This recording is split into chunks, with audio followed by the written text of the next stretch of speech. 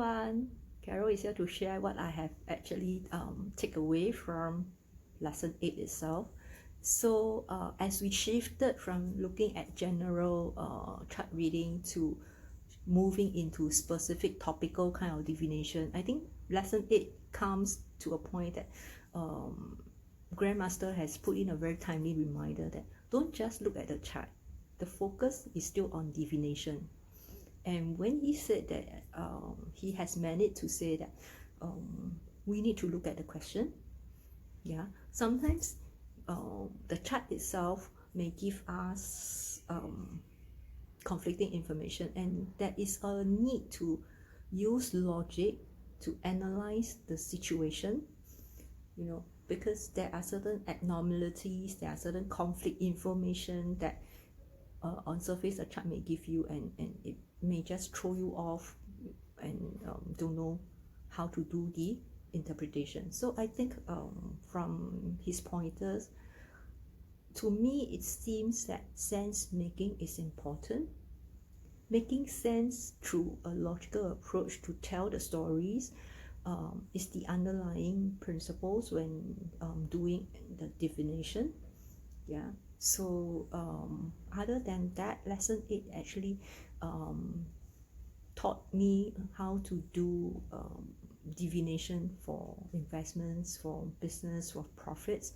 So similarly, because it is divination based on specific topics, there are actually specific symbols that we zoom in. Like in lesson 7, when we look at marriage and relationship, we look into 六合 partner. We look at the representing symbols for asker, for the partner, and other relevant parties.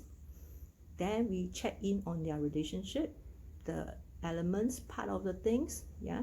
But when we move to lesson 8, when we talk about divinations related to investment and profit, there are also specific symbols that allow us to zoom in, you know, and that will give us a cutting edge to tell us what is exactly happening. So for example, when we talk about investment and profits, first thing we look at is the life door, the sun moon, because it represents business, profits, or even properties, if you're asking about whether I should buy certain properties, you see.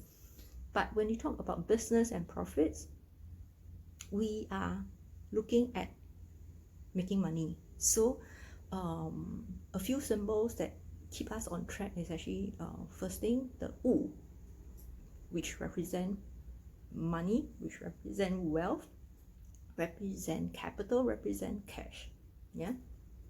Then the other extreme is when you're talking about investment, you're talking about businesses, you don't want to lose money. So there are certain symbols that you look out for across the palaces, which is the Tianpeng, the bandit star.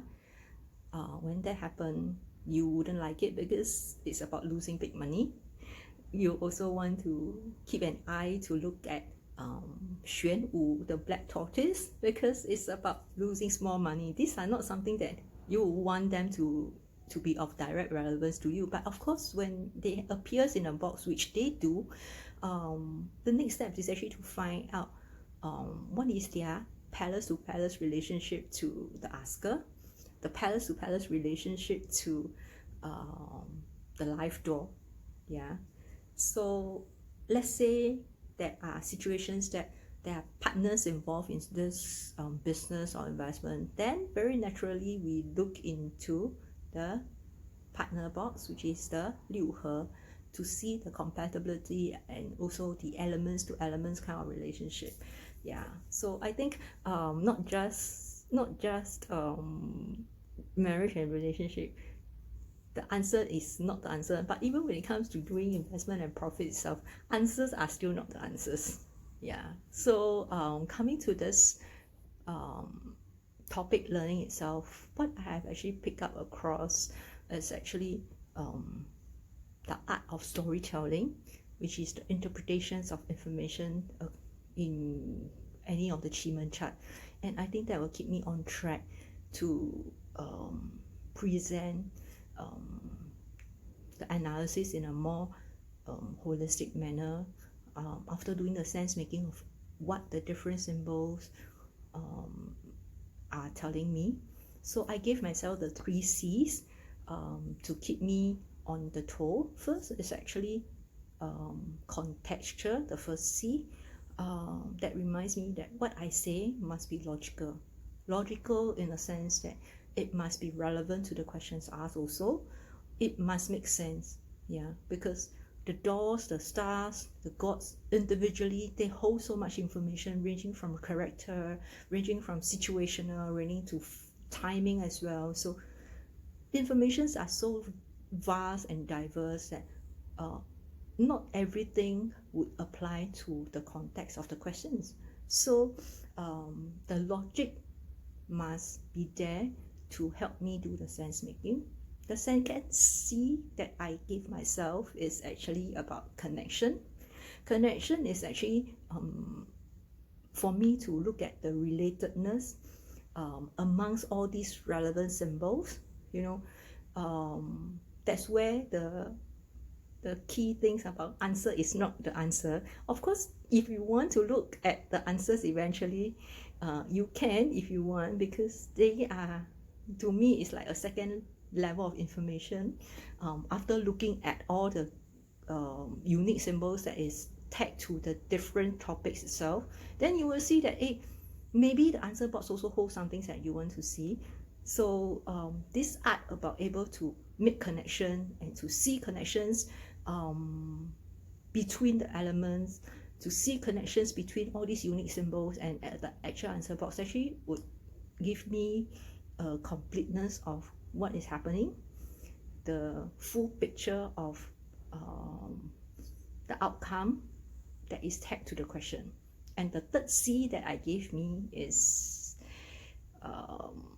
consciousness, you know, which is the ability to notice but exercise control within my own self to disclose the information, you know. Yeah, so these 3 C's are something that I hope would be the light poles that guide me when I'm doing any divination, because I'm very mindful that if we say the wrong things, and you don't know whether you say the wrong thing or right thing, because everybody takes information differently. What you may see as being candid and frank to share everything uncontrolled, and you share everything unconscious of how your asker or the other party is going to digest and take your information, you know, it is something that you don't want to do anything subsequently that causes you to regret. Yeah, that's my learning reflection for lesson 8. I look forward to share more when I embark on my lesson 9. See you then.